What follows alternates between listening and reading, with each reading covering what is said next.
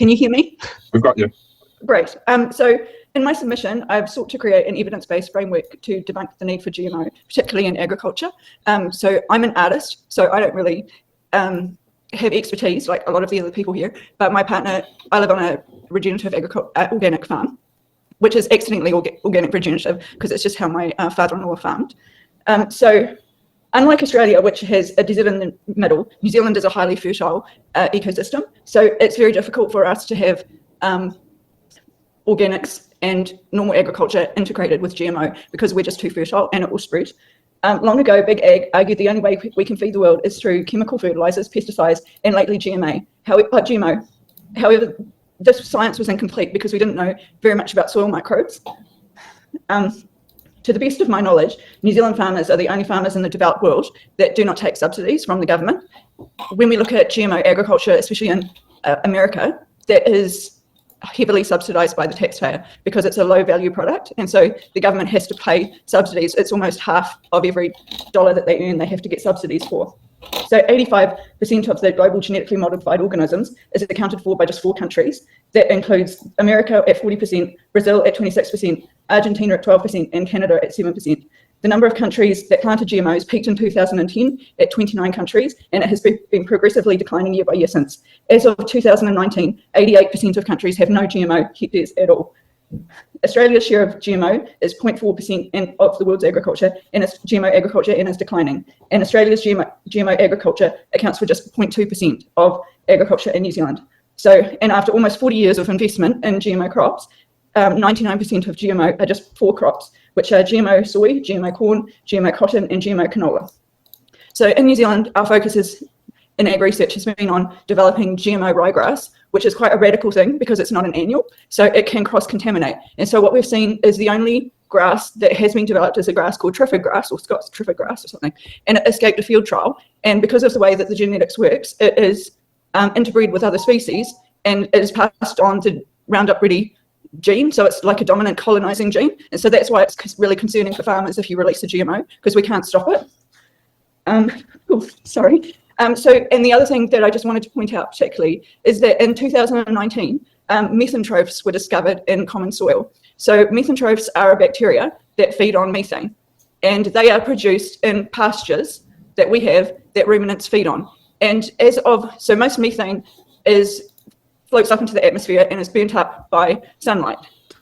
And methantrophs, and so the way farmers farm, are the only way that we know how to control methane as human beings. So that accounts for about 20% of the methane that we can burn is whether our farmers farm in a way that grow methantrophs in the soil. So most New Zealand farmers are already doing this by use of diverse pastures and not using synthetic fertilizer. So we're already one of the best farmers in the world in terms of our environmental sustainability. It's just that we've sort of got into a lock with our research and we're not actually looking what is the best environmental. We're focused on a seed, if that makes sense. Anyway, I'll open for questions. Soraya, we've just reached time, so thank you very much for your submission and for joining us today. Have a good day. Thank you. Thank you. Another no questions. Oh, sorry. I've just hit the mute. There we are.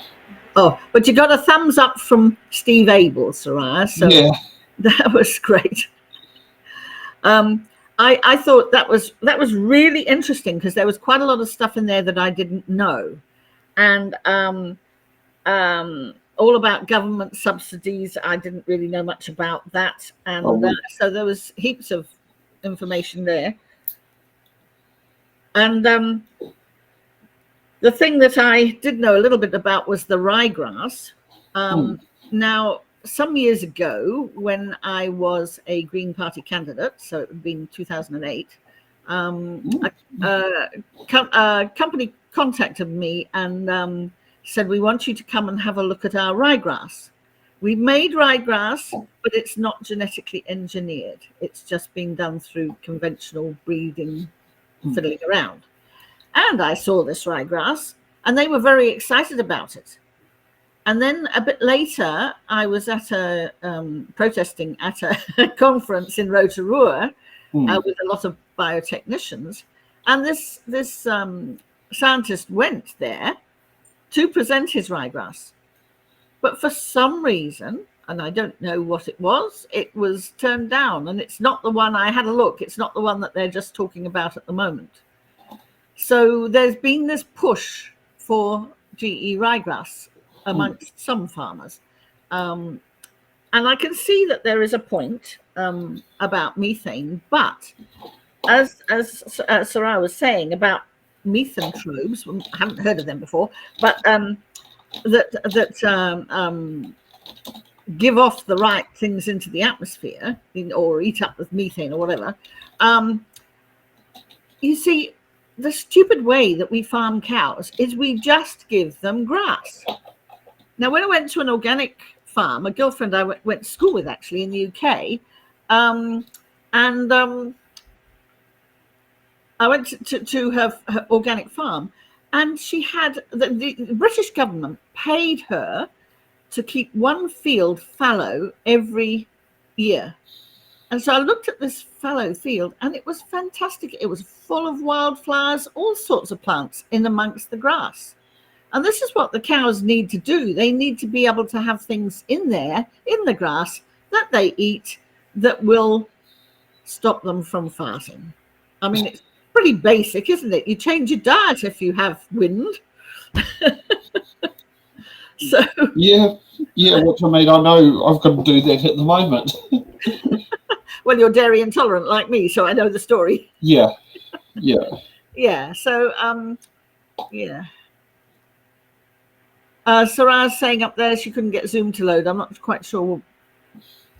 At least that was on the thing for the, or is she going to the wrong place instead of Restream? I don't know. Yeah. But no, that was, I mean, we've just had 3 really awesome submissions. I know. Yeah. And I think you will have me later in the day. And yes, you are on that list. Yeah, but I won't be here because I'll be at our family Sunday dinner. Thanks for watching. Make sure you're subscribed to our Facebook